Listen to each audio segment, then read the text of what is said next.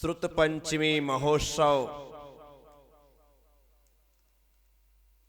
की तैयारियां हैं। सिवनी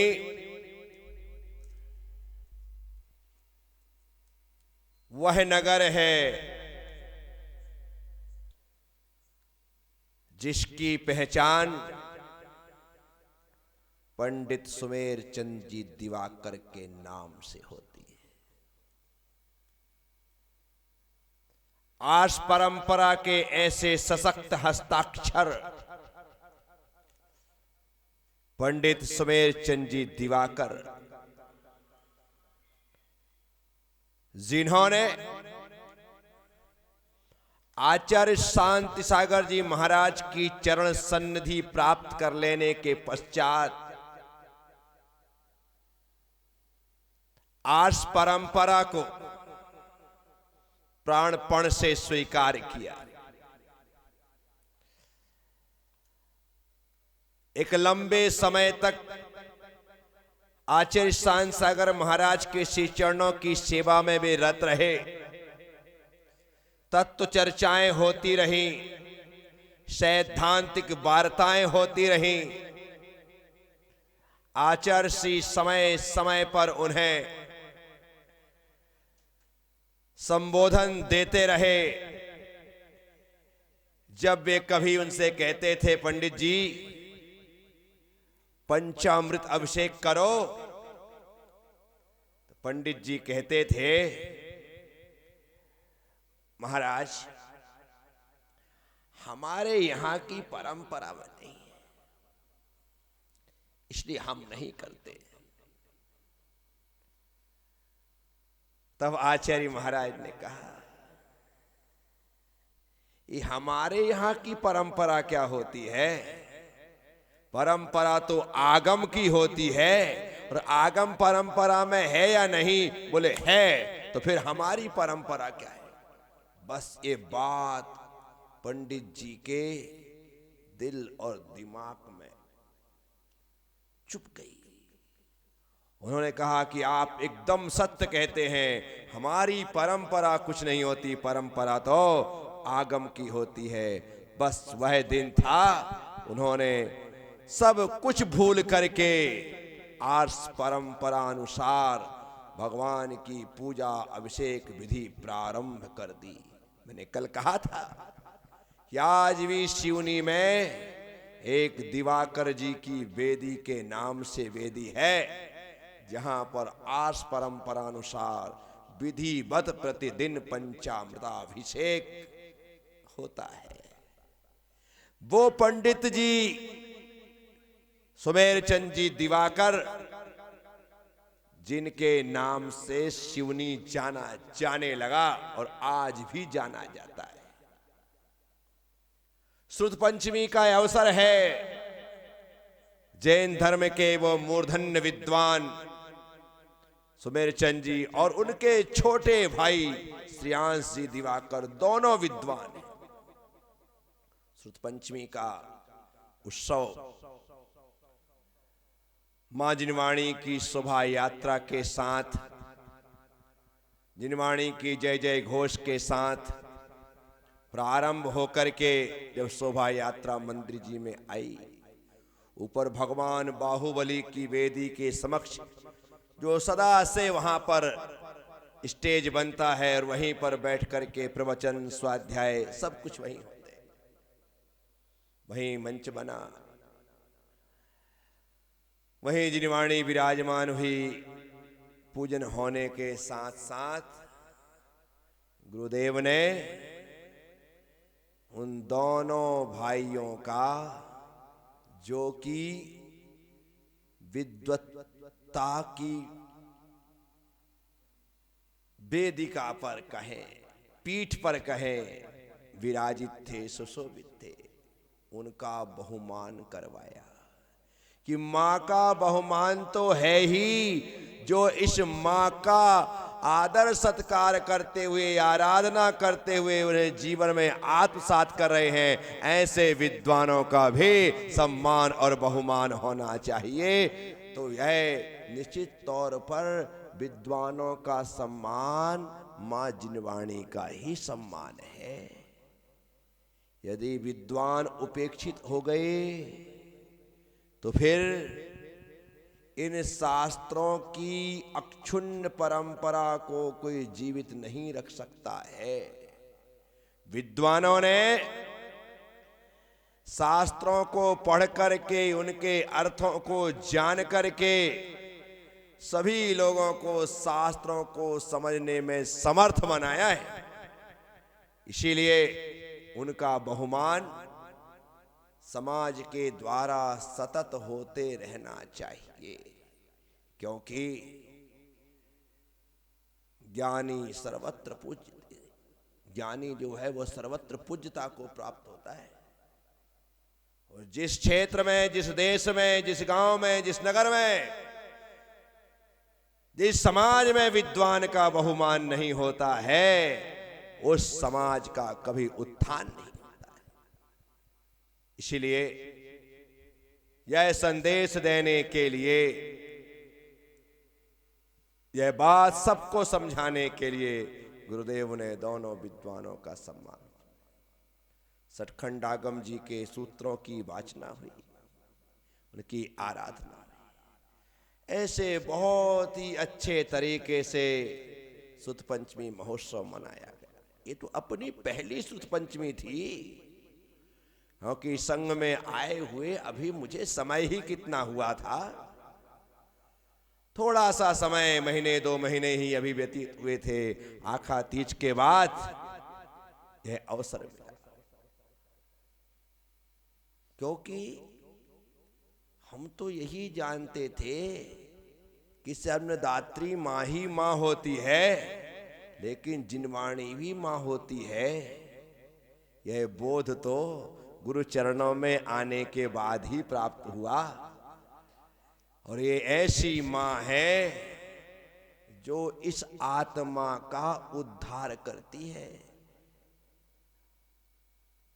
अपनी मां की गोद में खेलने मिले ना मिले, लेकिन इस जीव को जिनवाणी मां की गोद में खेलने का अवसर ढूंढते रहना चाहिए कि किस प्रकार से मैं मां की गोद में पहुंचूं, अर्थात ए मां मुझे अपना बना ले, ऐसा पुरुषार्थ हमारे द्वारा सतत हो। जिस पर सरस्वती की कृपा होगी ना, उसी का उद्धार होना है। क्योंकि जिसके पास ज्ञान नहीं होता है, उसका आचरण समीचीन नहीं होता है। इसलिए आचरण की समीचीनता के लिए ज्ञान आवश्यक है। जिसके पास ज्ञान नहीं होता है, उसके भीतर सच्चा श्रद्धान नहीं होता है, क्योंकि ज्ञान से ही तो श्रद्धान होता है। इसी कारण से प्रार्थना करो कि मां तुम मुझ पर अपनी कृपा बनाए रख, क्योंकि तेरे ही प्रसाद से मुझे बोधि की प्राप्ति होगी, तेरे ही प्रसाद से मुझे रत्नत्रय की प्राप्ति होगी, तेरे ही प्रसाद से मुझे केवल्य ज्ञान की प्राप्ति होगी। इसलिए मां जिनवाणी की कृपा बनी रहे।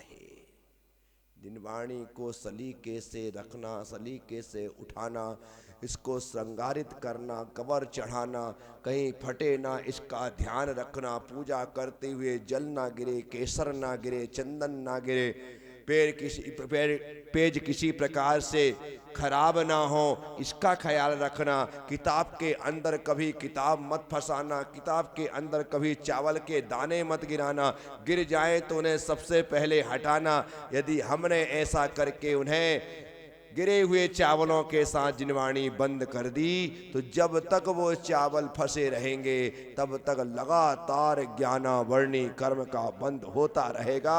यही जिनवाणी की आराधना है कि माँ की सेवा कैसे करें। गुरुदेव के चरणों में, पैरों में जरा सा कंकर कांटा लग जाता है तो हम कैसे करते हैं, तो ये माँ के भीतर यदि एक चावल रह जाए तो हमें कितना ख्याल रखना चाहिए, इस बात का बोध हर व्यक्ति को होना जरूरी है।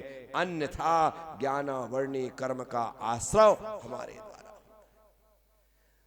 सुद पंचमी महोत्सव के पश्चात आचार्य श्री कुछ दिन और सिवनी में रुके और उसके बाद वे वहां से छपारा के लिए बिहार कर गए। छपारा भी एक बहुत अच्छा नगर है।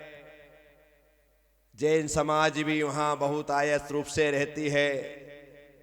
भगवान का अतिशयकारी जिनालय वहां है। भगवान के दर्शन वंदन करने के साथ कुछ दिन छपारा में प्रवास रहा। इस बीच सिवनी के लोग, छिंदवाड़ा के लोग लगातार आकर के श्रीफल चढ़ाते रहे। चातुर्मास हमारे नगर में हो, चातुर्मास हमारे नगर में हो। सब में होड़ लगी है। इतना ही नहीं, छपारा वाले भी पीछे पड़े हैं, नरसिंहपुर वाले भी आ रहे हैं, गोटे गांव से लोग भी आ रहे हैं, जबलपुर के लोग भी आ रहे हैं कि संघ का चातुर्मास हमारे यहाँ पर हो। सब निवेदन कर रहे हैं। लेकिन जिसके भाग्य में, जिसके पुण्य में होगा, उसी के यहाँ चातुर्मास होना है। ये सब माहौल छपारा में पूरी तरह से, क्योंकि चातुर्मास का समय एकदम निकट आ रहा है। आचार्य श्री विहार करेंगे, गुरुदेव विहार करेंगे तो जबलपुर जा सकते हैं, लखनादौन जा सकते हैं, नरसिंहपुर जा सकते हैं, वापिस छिंदवाड़ा जा सकते हैं, सिवनी जा सकते हैं, और ना करें तो वहीं छपारा में चातुर्मास हो जाए। सब निवेदन कर रहे। लेकिन पुण्य सिवनी वालों का तेज था। गुरुदेव ने सिवनी वालों को चातुर्मास का आशीर्वाद दे दिया। इस साल 5 महीने का चातुर्मास था। 1 जुलाई को स्थापना हुई। 1 जुलाई चतुर्दशी। लंबा समय था चातुर्मास का। आचार्य श्री ने सिवनी वालों को आशीर्वाद दिया। वापिस सिवनी में मंगल प्रवेश हुआ। फिर से धर्म की प्रभावना होने लगी। मुझे अच्छे से याद है, चातुर्मास के लिए सिवनी समाज ने घर घर से चंदा इकट्ठा किया और 22,000 रुपये इकट्ठे हुए। कितने? 22,000। इतने खुश लोग कि बाप रे बाप, 22,000 रुपये पहली बार चातुर्मास के लिए इकट्ठे हुए हैं। बहुत पैसा। 18/22/23 की एक पत्रिका छपी थी, वो भी ब्लैक एंड व्हाइट। उसमें भी इतने खुश कि बाप रे बाप, कितनी शानदार पत्रिका छापी है। बीच में आचार्य की फोटो थी, ऐसा था। वो अभी भी दिखाई देता है। उसका लोकार्पण विमोचन हुआ। ये 22,000 में देखना है आप क्या क्या होता है। हर सप्ताह आचार्य श्री के प्रवचन होते थे और प्रवचन को रिकॉर्ड करके उसे लिखा जाता था। लिख करके अगले सप्ताह एक बुक आती थी जिसका नाम पुष्प वर्षा था।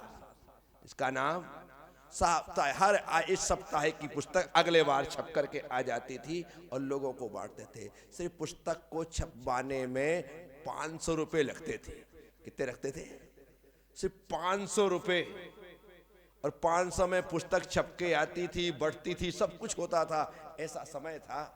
यानी कि विचार आज मैं करता हूं कि कोई मैं बाबा आदम के जमाने का नहीं हूं, है, पर उस समय भी कितना सस्ता था सब कुछ। बाहर से आने जाने वाले लोगों को खाने पीने की सबकी व्यवस्था होती थी। सब कुछ हो रहा है। इसी में पुस्तक छप गई, इसी में खाने की व्यवस्था हो गई, सब कुछ हो गया। चातुर्मास समाप्ति के बाद जब हिसाब किताब बना तो 17,500 रुपये खर्च हुए और 2,500 तक, कितने, 4,500, कितने बचेंगे? 4,500 रुपये बच गए। समाज को बाप रे बाप, इतनी बचत हुई है। अच्छे से मुझे एक एक आंकड़ा तक याद है, इतनी बचत हुई। वो समय था। अभी तो आगमन के पहले ही हजारों रुपए खर्च हो जाते हैं, लाखों खर्च हो जाते हैं कि वहां से बिहार करवा करके। अब पैसे की वैल्यू नहीं रह गई, रुपये का अवमूल्यन हो गया। अवमूल्यन हो गया। महंगाई नहीं बढ़ी, रुपये का अवमूल्यन हो गया। लोग कहते हैं महंगाई बढ़ गई। अरे यदि आप महंगाई मांगते हो तो आपकी कमाई भी तो बढ़ गई, नहीं बढ़ी? कमाई बढ़ गई। आज शिक्षकों की सैलरी यदि आप देखो, 7वां वेतन आयोग के तहत 70, 80, 90 हजार रुपए। सामान्य से सामान्य लोगों को देखो, आज मजदूर 400 से कम रुपए में मिलता नहीं है। मिलता है क्या? कोई नहीं मिलता है। तो रुपये का अवमूल्यन हुआ है। महंगाई नहीं बढ़ी, महंगाई बढ़ी है तो कमाई भी बढ़ी है। महंगाई बढ़ी है तो कमाई भी बढ़ी है। और लोग सिर्फ महंगाई के नाम पर रोते हैं, कमाई के नाम पर खुश नहीं होते। भाई इतना तो बढ़ा तो है। मुझे अच्छे से याद है, क्योंकि जब मेरे परिवार के मेरे बड़े भाई आदि सब लोग अलग अलग स्थान पर जाकर के कोई जॉब कर रहा था, कोई बिजनेस कर रहा था, कोई ठेकेदारी कर रहा था, सब काम कर रहे थे, तब घर में जेंट्सों में सबसे बड़ा मैं ही था।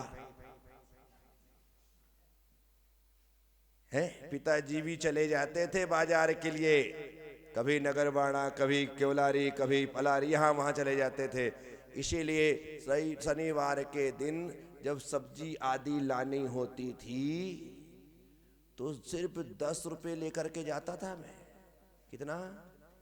10 रुपए। और 10 रुपए में ऐसे सब कुछ बैग भर जाते थे तो भी पैसे बच जाते थे। मैंने बताया ना, मेरे पिताजी मुझे 10 पैसे देते थे, 5 पैसे में दोनों जेब चने और मुर्रे से भर जाते थे। और 5 पैसे हम गुल्लक में इसलिए डालते थे कि गर्मी के दिनों में बर्फ खाएंगे, इसलिए डालते। इतनी वैल्यू थी 5 पैसे 10 पैसे की, इतना काम हो जाता था। तो इसलिए वर्तमान में मैं बार बार कहता हूं, महंगाई जरा भी नहीं बढ़ी है, सिर्फ रुपए की कीमत घट गई है। अब रुपए, 10 रुपए, 20 रुपए, 50 रुपए, 100 रुपए, इनकी कोई वैल्यू नहीं रह गई है। हमको 10 पैसे मिलता था, आजकल बच्चों को 50-100 रुपए यूं उसका बाप यूं दे देता, ले जा बेटा इसमें क्या होगा, पानी की बोतल लेगा तो वही 20 रुपए की आएगी। ऐसा हो गया। इसलिए रुपए का तो 17,500 रुपए चातुर्मास में खर्च हुए। विचार करो, सब कुछ हो गया। पंडाल लगा था समय समय पर, स्टेज बने थे समय समय पर, सब कुछ होते थे, ऐसे कार्यक्रम चलते रहे। सिवनी में ये ऐतिहासिक चातुर्मास चल रहा है। जब सिवनी में चातुर्मास के दरमियान पार्श्वनाथ निर्वाण महोत्सव आया, बड़े बाबा का मंदिर था, बहुत बड़ा उत्सव वहां पर हुआ। उस दिन गुरुदेव ने मुझसे, सुरेंद्र भैया जी से, जो संग में हम दोनों थे ब्रह्मचारी, हमसे कहा कि बेटा आज तुम लोगों को पार्श्वनाथ भगवान के मोक्ष कल्याणक पर थोड़ी देर बोलना है। क्या करना है? थोड़ी देर बोलना है। सुरेंद्र भैया जी तो कहने नहीं, मैं नहीं बोलूंगा। मैं आचार्य ने कहा विवेक तुमको हम बोलेंगे। क्या बोलेंगे? बा मुश्किल से मैंने 2 से 3 मिनट बोला, बा मुश्किल से। कितनी देर? बहुत हो गया, बहुत हो गया 2-3 मिनट। उसमें पार्श्वनाथ भगवान की जय भी हो गई, उसमें आचार्य की जय भी हो गई, सब कुछ हो गया। और बोला, पहली बार इतनी तालियां बजी ना, आज तक कान में गूंजती है। क्या? क्योंकि उसी सिवनी में आचार्य शब्दांकन करके एक कविताओं की कविता लिखते थे रोज, शब्दांकन। तो उसमें शब्दों को टुकड़े टुकड़े करके वो उनकी ऊपर कविताएं लिखते थे। आज उनकी किताब है वो भी शब्दांकन। तो आचार्य ऐसे तुकबंदी करते, शब्द तोड़ते थे। हो टल जैन हो तो टल, जैन हो तो पूरा लेकर के आते थे, ऐसा कुछ लिखते थे। तो मैंने भी एक कविता लिख दी, खटमल। क्या? खाट का मल, खटमल, खटमल, खटमल। तो एक लंबी एक पेज की कविता लिखी थी। जैसा गुरु होता है वैसा चेला हो जाता है। आचार्य वैसी तुकबंदी करते थे, तो हम लोग भी वैसे ही कुछ ना कुछ जोड़ तोड़ करते रहते थे। बस अब प्रवचन करना, प्रवचन क्या 2 मिनट बोलना था, एक ही बात कि भाई कमठ ने बैर की गांठ बांधी, कमठ ने बैर की गांठ बांधी, लेकिन भगवान पार्श्वनाथ ने बैर की गांठ, वो गांठ की वजह से भव भव भटकता रहा, दुर्गति में जाता रहा, और भगवान ने बैर नहीं बांधा, वो मोक्ष चले गए। बस इतना सा भाव था, इतना बोलना था कि क्या कहने, लोगों को लगा बाप रे बाप कैसी चिंतनपूर्ण बात कर दी। कौन सी चिंतन की बात थी, लेकिन बच्चे के मुंह से हर बातें अच्छी लगती है। वो तो तुतला करके कुछ भी बोल देता है तो भी अच्छा लगता है। तो ये उस समय का प्रथम बार मंच पर खड़े होकर के उपदेश देना। 4 महीने पढ़ाई चली, सचखंड आगम जी की 13वीं किताब चलती थी। क्या उसमें जाकर के दोपहर में हम पूरा बैठते थे, पंडित जी दोनों बैठते थे, हम भी 13वीं किताब चल रही। विचार करिएगा अब क्या समझ में आएगा हमको।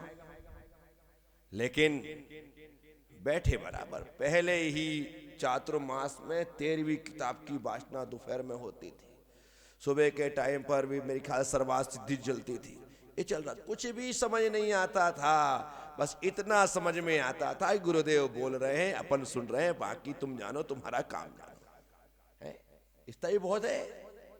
हम वहां पर बैठ करके कुछ नहीं करते थे, कम से कम संख्या बल तो बढ़ाते थे, है? तो ऐसा चलता था। सामायिक पाठ पढ़ाते थे गुरुदेव, सत्वे सुमेत्रम, उसको पढ़ाया, उसका की परीक्षा ली, उसकी परीक्षा ली।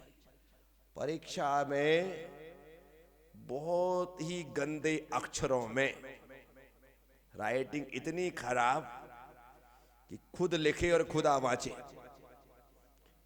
समझ में नहीं, इतनी खराब राइटिंग थी मेरी उस टाइम, लेकिन लिखते बराबर। पेपर दिया, सबने पेपर दिया, सबने पेपर दिया, लेकिन खुशी इस बात की है कि अपन पीछे नहीं थे। पंडित जी श्रेयांश दिवाकर ने कापियां चेक की थी। पंडित जी से आचार्य ने पूछा कि पंडित जी नंबर किसके ज्यादा आए, किसके अच्छे आए? बोले ये सबसे खराब राइटिंग है, उसके बहुत अच्छे नंबर आए।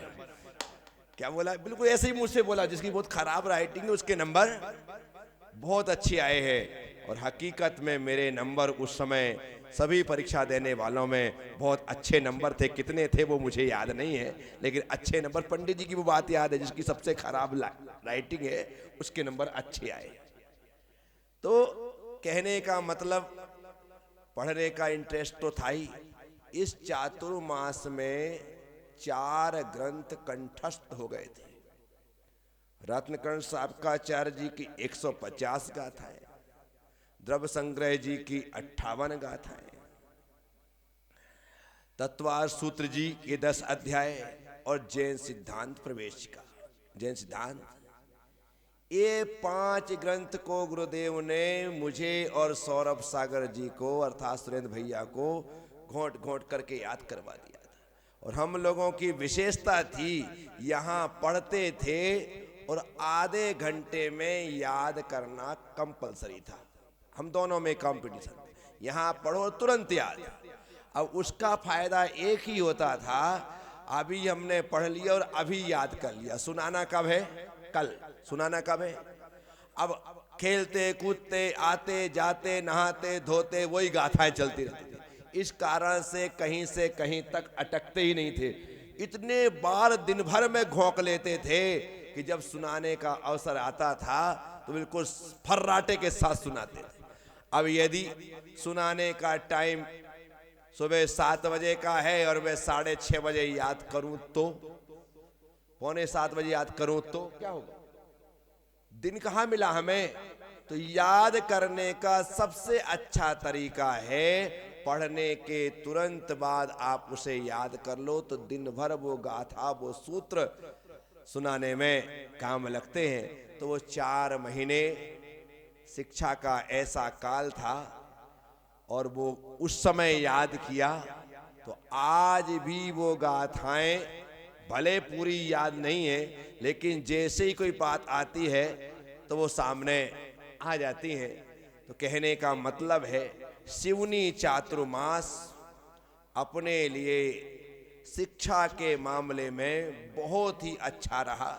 संस्कृत भी पढ़ाई जाती थी, पास में ही इंग्लिश के टीचर थे, वो इंग्लिश भी पढ़ाते थे।